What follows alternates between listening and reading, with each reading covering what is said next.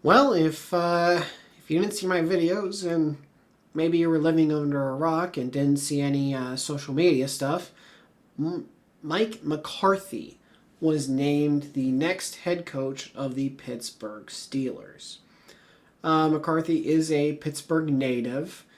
He's had many jobs with many teams throughout the NFL. He's been a head coach with the Packers and the Cowboys. Won a Super Bowl with the Packers. I want to see. I know he had 3 years in a row with the Cowboys where they won 12 games that year. And I know there was a year where Dak was a runner-up for MVP. But I'm trying to see. I know they had the infamous loss against the Packers where they were the 2 seed and the Packers were the 7 seed. Though I do want to see. Excuse me. When their most recent playoff win was. Did they win one with McCarthy?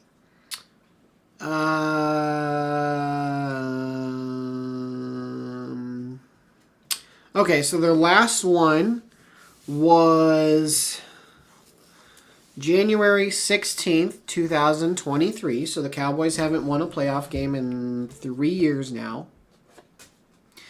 It was the NFC wildcard round. The Cowboys defeated the Buccaneers 31-14 in Tampa, marking their first road playoff victory in 30 years, and the first time they defeated Tom Brady in his career. That was actually the last game of Brady's career. Dak passed for 305 yards and 4 touchdowns. I know you guys hear the squeaking, and that's because Ollie's in here. Prior to this, the Cowboys' last playoff win was during the 2018 season, a 24-22 home victory against the Seattle Seahawks on January 5th, 2019. So they basically went 4 years without a playoff win, and right now they're 3 years without a playoff win, so they might, if they don't, no matter what, they're going to be 4 years without a playoff win at minimum, and we'll see what happens next year, because if next year in 2027, if they don't win a playoff game, then it'll be minimum 5 years. So he did win one playoff game on the road with the Dallas Cowboys. So, and then obviously, many playoff wins with Green Bay. The Super Bowl win over the Steelers, all that. Aaron Rodgers got a couple MVPs under him. The other two, the back-to-back, I believe was under LaFleur. So this is McCarthy's press conference, and let's see what he has to say. All right, good afternoon. Thanks, everybody, for being with us on this special occasion. It may be irrelevant to some of you, but I like the fact that today is my grandfather's birthday, and he would have Happy loved birthday, the fact Chief. that we're hiring a guy from Greenfield to be our coach. So, but having said that, him being from Greenfield had little to do with our decision here. It's really great to be able to hire somebody who has such a tremendous almost winning 100% healthy. I've actually been drinking this tea. It's actually been working really well. Confidence to welcome Mike, and so I am happy to introduce Mike McCarthy, the next head coach of the Pittsburgh Steelers. Mike. Big Mike. All right, here we go. Thank you, Art. I think I thought at least be able to get started. Oftentimes coaches and players, you put on new team colors, and it takes a minute to feel comfortable in those new colors. But to be blessed beyond any measure, one day to put on the colors you wore since you brought home. I apologize. Brett, I told you not to sit my family down there in front.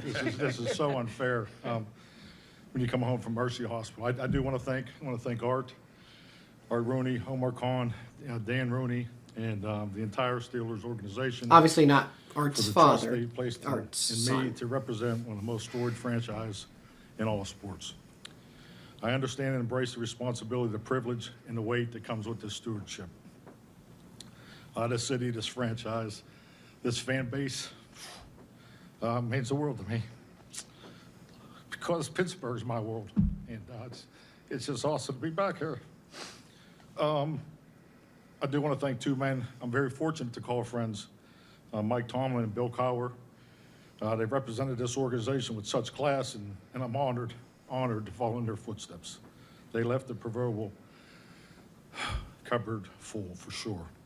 My family, my loves, my wife Jessica, kids Alex and Danny, Jack, George, Gabby, and Izzy, my parents, Joe and Ellen McCarthy, my sisters, Kelly, Ellen, and Colleen, and the crew that's here. We can finally openly wear our Steelers swag, so let's get it.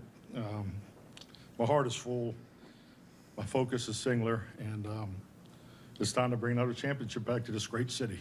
And with that, I just want to make sure that when we do get that trophy, that the 7th trophy in the case, we'll start that victory parade at 1137 Greenfield Avenue. So with that, Bert.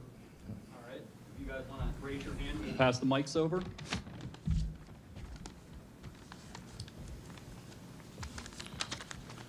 Mike, Jerry Dulac from the Post-Gazette. Did you think and want to get back into coaching? And we've seen other guys take that year off and get back. What did last year or the Can't year read off the thing on his do for wrist. you, show you, anything like that? Well, the year off was awesome. Really family. I had a chance to take a year off in 19, and frankly, I really didn't take the year off. I just, we had a group of coaches, friends mainly, that we really treated it like a season. We started in February, and still today there's projects that I never really got to in Dallas. So I mean, it was a football deep dive on a lot of things. It was awesome. I loved it. Just to do it at that pace and do it with the people that I did experience that with. But this year was about family. I spent a lot of time with the family through the spring volleyball games, all that stuff. It was, I don't know why I'm so emotional, but great year. I had a great year. So. And then I was able to do some cool things too. I mean, the Pat McAfee show was awesome. Just to see that side of the world, have more respect for you, Jerry, than I ever have, just because I just see how hard you guys work. But no, it was just a very fulfilling year, and frankly went too fast because once football season gets in, really once training camp hits, where you all have that clock, so to be able to start have conversations and watch certain things. I just didn't do as much this past year as I did, back in 19. But it was really cool to, step back and look at the trends. I think our game's so much about trends. I'm just always amazed when you look at a season, whether you're following game management, you're following fundamentals. If you see the ball kicked out at the 1 yard line in one game, and it's amazing. 3 more happen in the next 3 weeks. So I just always have followed the trends because I think our game's about trends, and it is our responsibility as coaches to make sure we're constantly teaching and reinforcing and finding new examples for that. So it was a great year. Just for media too, when you're asked a question, raise your hand so they can see in the crowd where you're coming from. Go ahead. Mike, Tim Benz over here from Trib Live. Question, just a football one for you. I'm not asking this from any other perspective except your own personal preference. In your best case scenario, do you want Aaron Rodgers back as your quarterback next year? That's nice the way he asked that, right? That was slick. But I mean, definitely. I mean, I don't see why you wouldn't. But I think just like anything, knowing Aaron long enough, going through seasons, I think when players, to see Mel Blunt here, I mean, when guys are up at that stage of their career, they need to step away and decompress it. I think that's very important. The game is so emotional, what these men commit to and what they put into it. I think that time away is important, and I have spoken to Aaron, and so that's really where we are there. But I was able to sit back and watch the games. I watched most of the Pittsburgh games on TV, and I thought he was a great asset for the team. Next, over Rich Walsh, KDK TV. Mike, credentials aside, did you feel like you had to sell yourself in that interview? And was there any answer or story that you told that maybe helped get you the job? that you Well, can share with us? I think, every time you had a chance to interview, I've always enjoyed the interview process. Frankly, you have, was on 3 this year, had a number in 19, and really didn't have many before that, frankly. I think anytime, coaches and players have a chance to talk football, sit down and across the table and, have a chance to sit down and talk to Art Rooney, about the game, the history, especially growing up here and being a huge Steeler fan as a kid and understand. I mean, it's a great opportunity. So I'm filibustering here because I'm trying to think of a good story to give you, but I don't think there was one that knocked it out of the park. But no, I just I enjoyed those conversations, and I know this no different than I would think in any industry. You look for fit. I'm in the process of putting together a coaching staff, and there's so many outstanding coaches out there that I respect, but it has to fit together. So I did feel very comfortable, from the moment that I was able to sit down with Art and Omar, and that's a connection I know where I am in my life and in my career. The GM head coach relationship's critical, and I couldn't be paired with a better guy. Bo Marchant with College of Pro. Michael, this question's for you. Yeah. I got him. Yep. This question's for you.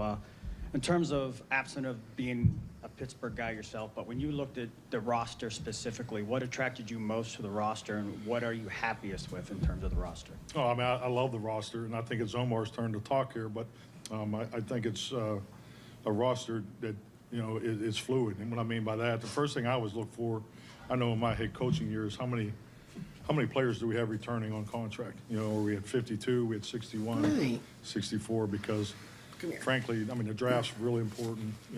Veteran free agency is important. But that group of men in these off-season programs, particularly just being older, being in the league, that time you have together, those men will move the needle more, in my opinion, more than anybody else. It's a great group of men, just based off the feedback that, we all talk to each other. And so I'm really looking forward to moving the needle with those guys. And definitely we'll add through free agency, we'll add through the draft. But, it's like I said, Mike Tomlin, and Omar, they've left me a lot to work with. So I feel good about the direction. I'm really excited about the defense. Great seeing Alex here, because defense wins championships, and the history of the Steelers defense and staying with the 3-4 is important, as far as the origin of it. And that's something with the build off. I've been a head coach 18 years. I've had one top 5 defense, and we won a Super Bowl that year. So the importance of defense is critical. Mike, Brooke Pryor, ESPN. The last 3 guys that had this job were in it for 19 years, 15 years, 23 years. You're a little bit more advanced in your career than they were when they took over. That's what you're saying, you're how long old. do you see yourself continuing to coach? What do you kind of view this timeline as? Well, I think we're going to shift the dog years, number one. So it shouldn't be funny in your first press conference. That backfired on me last time. But so, no, I think really, I mean, Coach Noel, growing up in the 70s, I just, when I got into coaching, that's when you look at someone you like to emulate. And what Bill Kyer and Mike Tomlin have done here, trust me, I have great respect for that. But I really am. I mean, hell, I can't even get through the press conference. I'm looking forward to getting started tomorrow. And, this game is about winning, and the game has changed. My first Obviously, year like, he's in from the NFL was Pittsburgh, but he 1993. talks like it, The roles It's have like, changed. duh, he's from the there. the way you train your team has changed. So those are things I'm focused on. I hope it lasts a very long time. Mike, Teresa Varley from Steelers.com. Mike, I wanted to ask you, what was that like after you got the phone call from the Steelers to be able to call your parents and share that news with them? See, no, that it's you're not coming fair, home? Teresa. Yes, no, it was a great phone call. I couldn't get through the introduction, so I think you know how that went. So. Hey, Mike, Will Graves with the AP. Why did you still want to coach? What is it about this profession, that certainly you have great credentials, have coached a good long time. Some guys don't come back at 62. Not that that's old not as old as it used to be, but what keeps you coming back? What made you want to get back into coaching? I mean, I love coaching. You know, I think the biggest thing is the interaction every day with the players, the coaches, the support group. I mean, to line up every single day and to work and to do hard stuff, you know, with people that are committed. I mean, there's nothing like it. And, you know, I've had a chance to step away and look at other things. There's nothing like the National Football League, and to do it at the highest level, you know, it's something that, you know, I'm not ready to walk away from, and to have this opportunity, you know, it just seemed like it was meant to be, you know, on so many different levels. But Sundays are incredible, but, you know, Tuesdays, game plan days is still one of my favorite days, you know, so there's so many little things about the coaching profession that I love. But, you know, the fact of, you know, getting up every day, grabbing that cup of coffee and hitting it, getting it, and it's all about winning. So, you know, I'm just fortunate that I had the opportunity to do it Licking my again. watch. Mike Pursuta, DVE. Your history is offense, your reputation's offense, your numbers support that. What has been transferable from one stop to the next? Why do you keep getting production and getting the most out of quarterbacks? Well, I mean, you know, the quarterback opportunity, I think it's important. You know, when you become a head coach, you know, you know, a big part of why you know, got that first opportunity was, you know, the position you coached through your background and so forth. So I've been super blessed to work with unbelievable group of, you know, quarterbacks, the Hall of Famers. You know, Paul Hackett was, you know, my mentor. Paul taught me the quarterback position. You know, started at University of Pittsburgh over there in 1989. So just had great mentorship, you know, through my younger years. But in that you know, that follows through. A little harder to coach the quarterback today than it was in, you know, pre-2011. But, you know, that position is no different than any other position. You know, the quarterback position to me is a huge challenge because you don't have the individual time that the other positions have. So, but really finding time, you know, being efficient with your workload capacity and making sure those guys get the fundamental training. So just never really deviating from the old school way. And it has worked for decades. Mike, Ashley Leotis here with WTA Channel 4 here in Pittsburgh. The playoff win drought has been a big topic of conversation here the last few years. When you look back at the last 10 years, what would you do differently? What do you think the biggest change needs to be right now moving forward into this era with you? You know, honestly, I don't think you can really look at it that way. You know, He's out every that season is doggy different. bed. You know, every team you coach is a bit different. You know, your beliefs and, you know, your standards and the culture you're trying to create, you're trying to move that forward. You know, the most important thing about playoff football is staying in the playoffs. You know, we're not trying to get to the playoffs and doing the things to stay in the playoffs. Playoff footballs are the hardest games to win each and every year. I mean, if you know, earlier we talked about trends.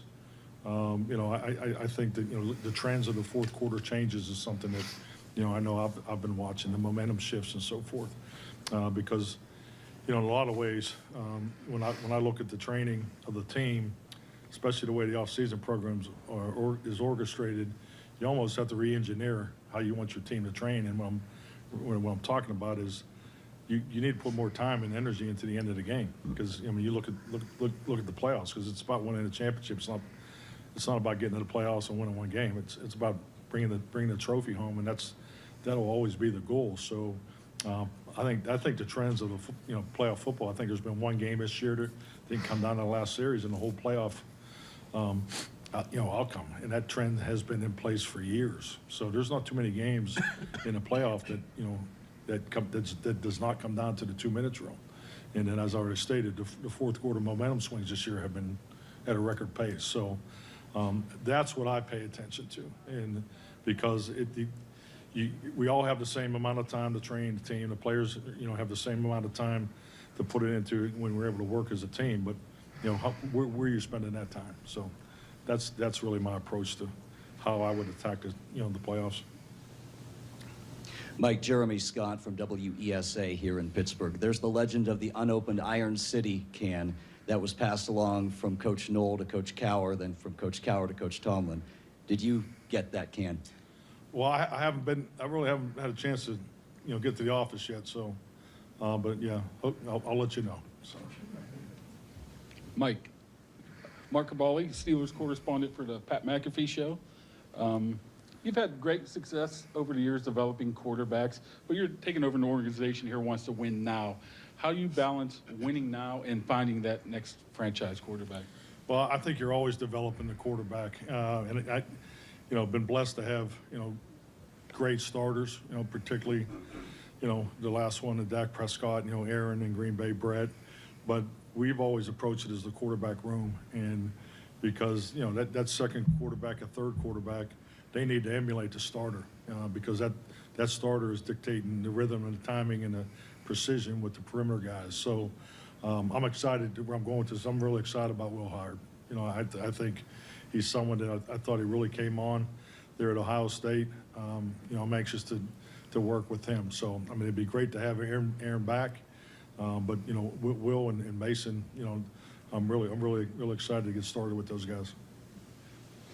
Mike, Chris Adamski, Tribune Review, TribLive.com. Do you plan on calling the plays, and what's your timetable for offensive coordinator and any coaching staff? And are those going to be people that you're familiar with from their past or around the league? Yeah, definitely. I will call the plays on offense, and so that obviously will run the offense. But, these coaching staff, it's a bigger challenge each and every year. And I just think there's more moving parts to it. But it's been very fluid the last 48 hours. So. Alan Saunders from Pittsburgh Sports Now. I'd like to ask Omar and Art, a lot of the candidates you interviewed were younger coaches, defensive backgrounds. Did you come into this thinking that was maybe something you were going to do? And what was it about Mike that changed your mind maybe or stood out to you compared to some of those younger defensive guys? We came into this wanting to hire the best coach for the Pittsburgh Steelers. So we did not say, we're trying to hire a young defensive coordinator or, offensive guy. We had an open mind about it, I think, and really just, like I said, want to make sure we found the best coach, and we were able to interview some great coaches. So I won't say it was an easy decision, but I would say at the end of the day it was an obvious decision for us that Mike was the guy for the job. Yeah, just to echo what Art said, we were very open-minded going into this and interviewed really an awesome group of candidates, and I think Mike's resume speaks for itself. Learned a lot through the process, but we're excited Mike McCarthy's the head coach.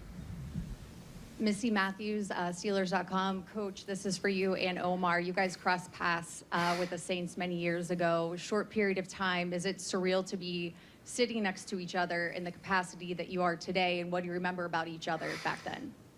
Let me go first. Yeah, in case you say something stupid. Yeah, it's hard to believe it. That was 25 years ago. But I grew up a big Saints fan. So for me, that year was really special because that was the first year that the Saints ever won a playoff game. Mike was the offensive coordinator, and it was an unbelievable year, and it was exciting, not only as someone that worked in the National Football League, but just as a fan growing up. But we had some good times, but what do I remember the most? It's just the hard work we put in. I remember the attention to detail that this man to my right used to put into everything he did, and that still resonates with me today. But it was a good year, good experience, and can't believe it's been 25 years.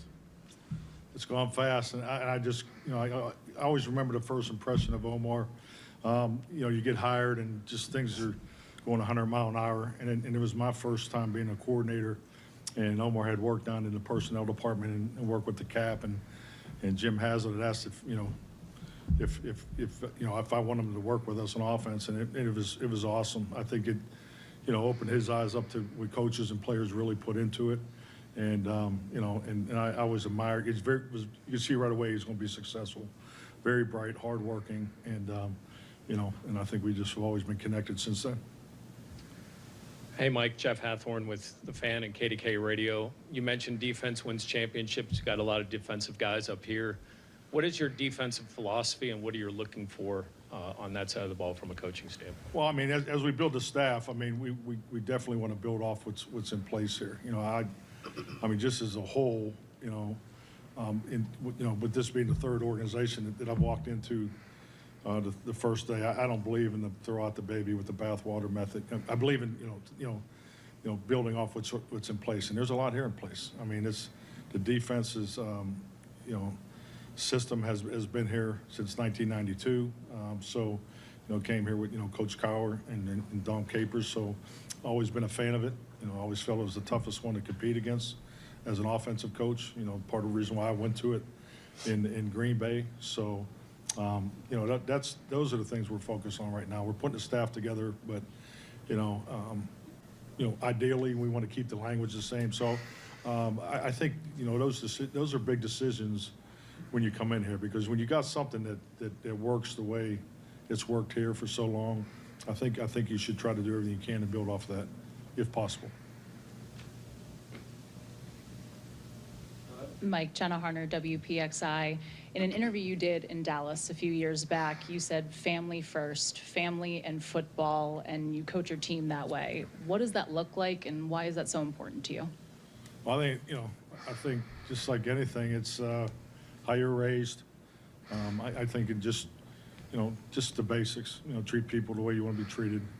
I think respect goes a long ways, and I think it always starts with the locker room, because that locker room is a family, and everything we do, everything that we do that touches the locker room, is to me the primary focus every day. I think that's how you win. You win every day.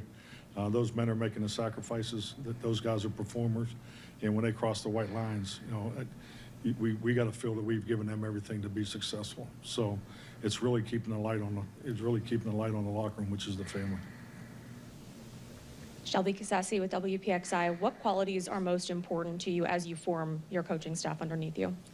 Oh, I mean, a number of them. I think, I have a philosophy of how to structure one. I think there's 4 areas that I've looked at. Number one, you got to have experts. You have the men that know the league. This league evolves. You definitely want to be on the front end of the cycle. You want to be on the back end. So that's important to have the expertise and experience at a certain level. I think it's important to look at the current coaching staff in place. A lot of good coaches that were here in place under Mike, and you have to take that into consideration, because that's part of the fit and ability to move forward and make them part of it. If you feel like it fits.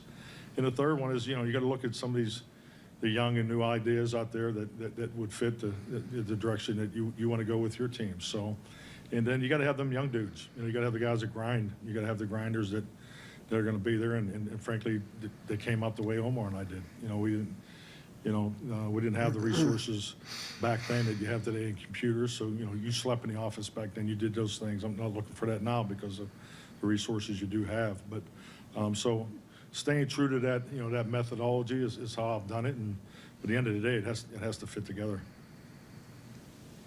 Mike DeFabo with The Athletic. Mike, you bring a reputation of offensive football. I'm curious, just how would you describe your philosophy on offense, and how has that evolved over time?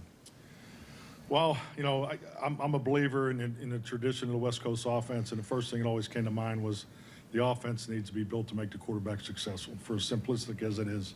And that starts with running the football. I mean, you got to run the football, because if you don't run the football and you don't tailor your protection schemes in the action pass game to the run game, obviously it's not going to affect the defense and have the benefits of what you're looking for. So, and then, in the way the quarterback's coached in that system, you want a more athletic player in that position, a man that can extend plays and play to the rhythm, timing, spacing, and all the things that go into to an offensive system. So, but at the end of the day, you'll never hear me say this, because I would never say we run the West Coast offense. If your system of football cannot take in every player that Omar and Art want to bring to the Pittsburgh Steelers, then you need to take a look at your system. So we need to make sure we can accommodate the variety of players that are available to us. You more? This one's for Omar, and then a follow-up for Mike. Omar, Mike's had an extensive time working with quarterbacks. How much did that play a factor in bringing him on to be a head coach? Because I know, you've been making it a priority to find a long-term option at quarterback. And then, Mike, how has the quarterback position evolved, and what have you learned over the time of working all the way back with Joe Montana, but then also recently with Dak Prescott? Yeah, it's a good question. I'd say, look, with everybody we talked to, the conversation of developing the next the next quarterback for the Pittsburgh Steelers was part of it. I think Mike's resume speaks for itself, who he's been around. But we're excited about working with Will, and that was a part They of it. keep bringing up Will. Quarterback play, I think the obvious is the role changes, their ability to run. They're running, the quarterback runs. The called quarterback runs is probably the biggest thing that's changed in the last 5, 6, 7 years, and obviously, the rules, protecting them and making it possible. I mean, just the way you play defense. You got a 7-gap run scheme now. It has an 8th element to it because the quarterback can pull the ball. No different in the 8-gap, 9-gap scheme. So I mean, I think that is the biggest evolution that I think is obvious to all of us. But at the end of the day, to win these big games that are being played, in January, they still got to make throws from the pocket, and that's why the belief and the footwork and the training and all those things that goes into it. But yeah, the running quarterback is the biggest change that I've seen. Hey, Mike, Brian Batko from the Post-Gazette. I just wanted to ask you, I mean, what can you share about what these last 72 hours have been like for you? How much of it's been, whether it's returning calls and texts to family and friends or planning the next steps, draft process, pre-draft wise? What can you pull back the curtain for us on these few days? I think the two words that jump to the front are overwhelming and surreal. The opportunity of the Pittsburgh Steelers, but the overwhelming response that's occurred. I mean, I've received probably twice as many, at least, text messages and calls that I did when we won a Super Bowl. It's been overwhelming. So, but the last 48, 72 hours have been about the staff. So I mean, it's just been nonstop because trying to make it fit together, and there's it's more difficult to put a staff together today than it was 6 years ago, and definitely 20 years ago. So 2 more, and then we'll have some photo opportunities. Mike, Ray Fittipaldo from the Pittsburgh Post-Gazette. When do you need to have an answer from Aaron by? And then second part of the question is, you took this year off. What's your first thoughts on this year's quarterback class coming out of college? That's probably a better question for Omar. Just because I'm just getting started on the draft process, and we'll dive in that, frankly, once we get past this coaching staff development. But yeah, timelines we haven't discussed that yet. Nick Faribaugh, Penn Live. Mike, your system has had lots of star receivers, guys like Jordy Nelson, CeeDee Lamb. As you look at the current state of your wide receivers and your weaponry, adding in the tight end and running back room, what stands out about it to you, and do you maybe need to add new types of receivers to fit what you want to do schematically?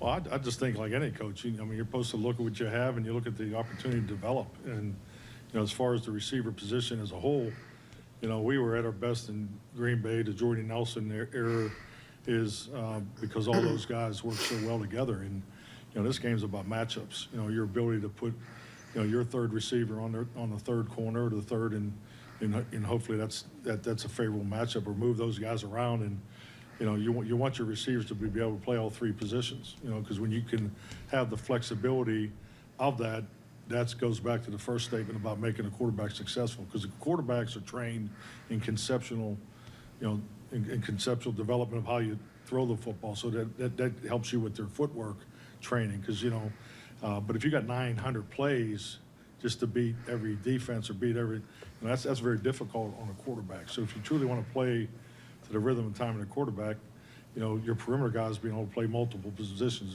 is very important. So that'll be our approach with these guys, and I'm looking forward to getting started with them. All right, thank you, guys. Give us a minute here. We're going to remove the table and do some photo opportunities.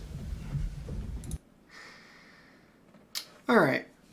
So I had to look something up quick just to figure out if there was an overlap at all. So Tom Arth is the Steelers quarterback coach right now, if I'm correct. Give me one moment. He's the Steelers quarterback coach? Yes. So, being the Steelers quarterback coach, he was with Aaron in Green Bay as a quarterback. And it's like, okay, when was that? And was Mike McCarthy his coach? He was with the Green Bay Packers in 06, and Mike McCarthy happened to start coaching in 06 for the Green Bay Packers. So it's like, oh, okay. He actually was coaching Tom Arth for that 1 year. So that's where maybe he has that connection with Arth and he decides to keep him. That's a possibility as far as anyone on staff that could stay. It doesn't have to be a coordinator. Now we know Arthur Smith, he took the job at Ohio State. As far as I'm aware, Terrell Austin hasn't accepted any jobs. I can double check that, though I know if he did.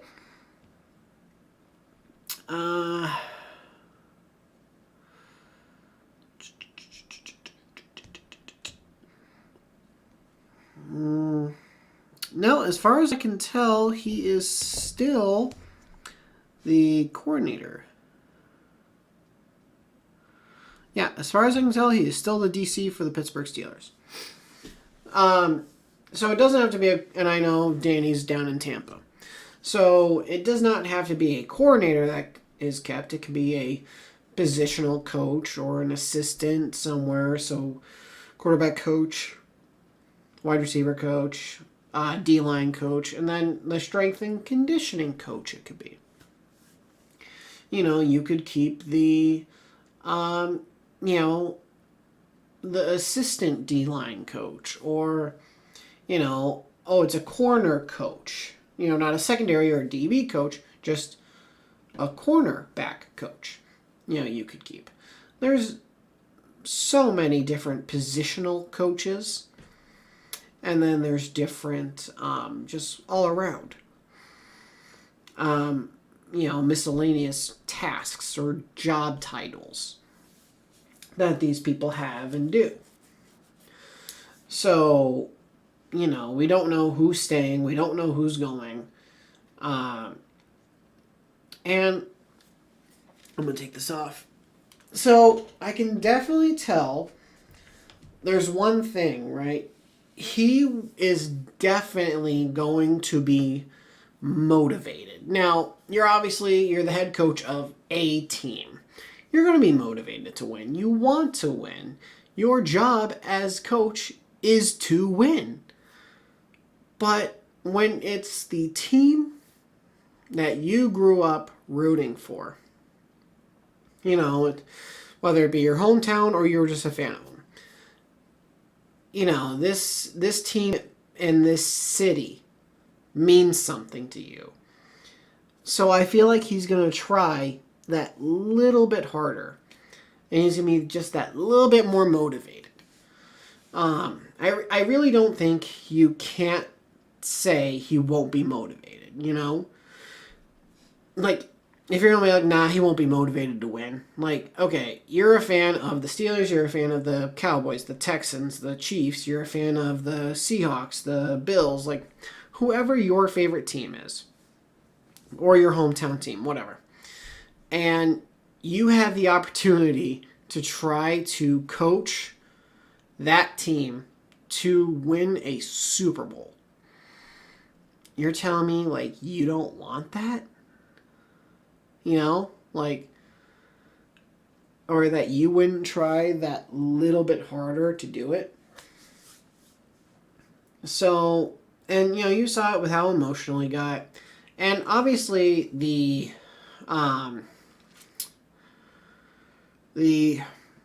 main response to this was, could I say anger? I feel like I could say anger. And I mean, just, it was bad. And I mean, there's already people to saying fire McCarthy. Like, this man ain't done nothing yet.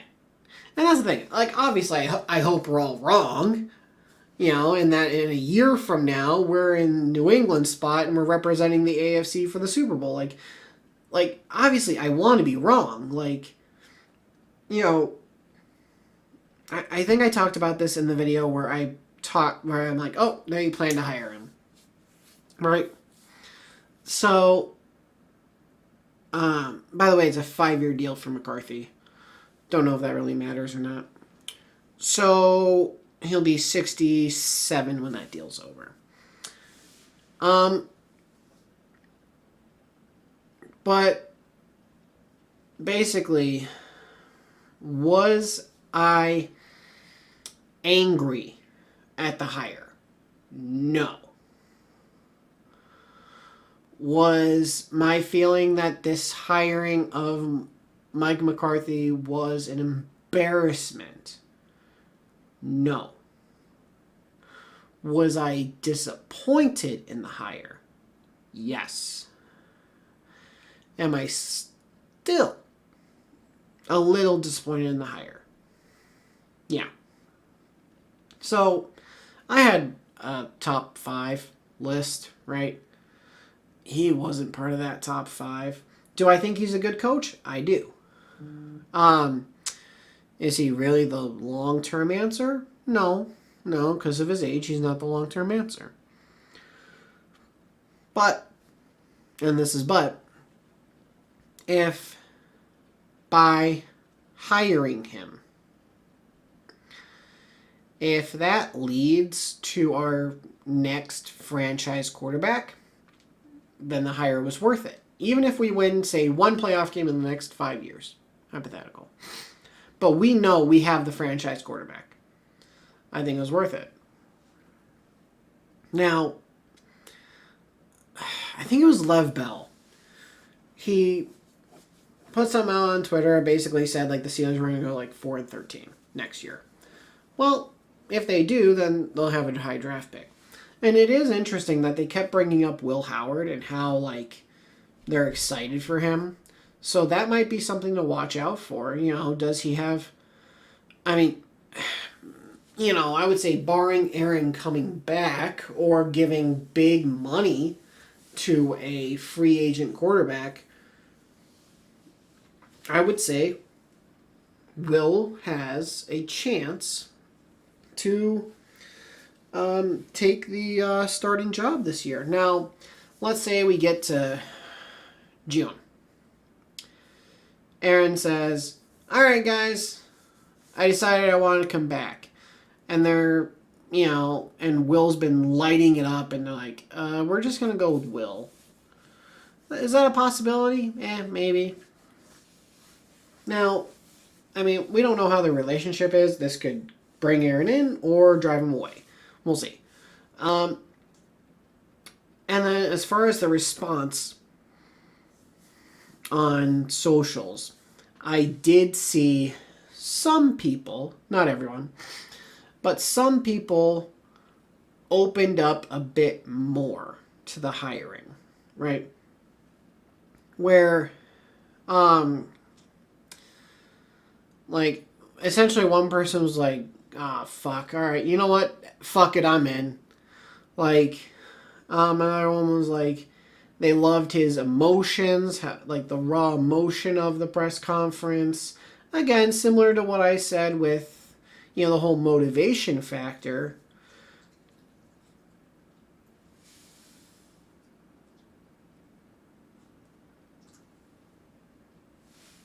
Sorry. I had to look over at Ollie. The whole motivation factor. And, you know, how emotional he was about it. So, I think a couple people have bought in, maybe not completely, but a little more. There was a poll up that was like, how you feeling? Love it, hate it. It's like, can I have a third option or a fourth option here? Like, love it. More open. Less open. Hate it. You know? Like, I need more options here on this poll, because I can't say I love it and I can't say I hate it. I'm in between. So, you know, he talked about bringing in some young guys on staff, which is great.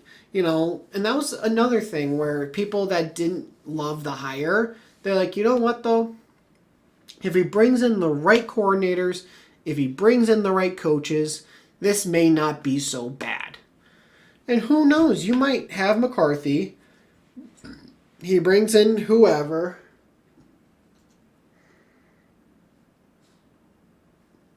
Having fun stretching over there? He brings in his staff, and, in 5 years, he retires, and the offensive coordinator or the defensive coordinator becomes the next head coach because they did a fantastic job. We have to see. And I know everyone talks about Mike Tomlin not having a coaching tree, but Mike McCarthy does actually have a coaching tree.